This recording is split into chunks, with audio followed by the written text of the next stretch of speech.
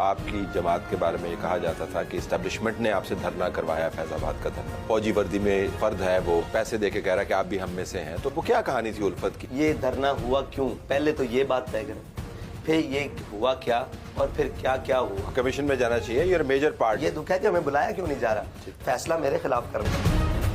مذہب تب آنا تھا کہ عمران خان بھی الیکشن میں ہوتا. بسم اللہ الرحمن الرحیم. حافظ سعد رضوی صاحب کا ویڈیو کے شروع میں آپ لوگوں نے سما نیوز کے اوپر جو انٹرویو دیکھا ہے, یہ پورا انٹرویو کب لائیو آپ لوگ دیکھ سکیں گے, یہ آج کی اس ویڈیو میں آپ لوگوں کو بتاؤں گا.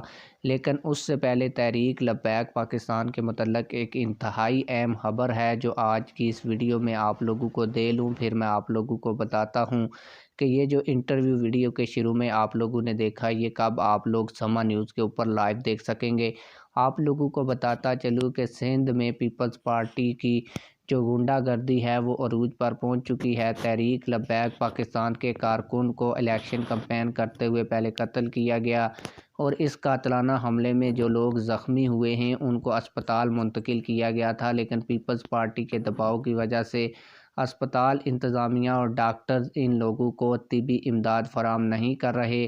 تحریک لبیک پاکستان کے اہم ترین رہنما حافظ انس حسین رضوی صاحب نے ان سے ملاقات کی, جس پر انہوں نے بتایا کہ ان کو ٹھیک طریقے سے طبی امداد فراہم نہیں کی جا رہی.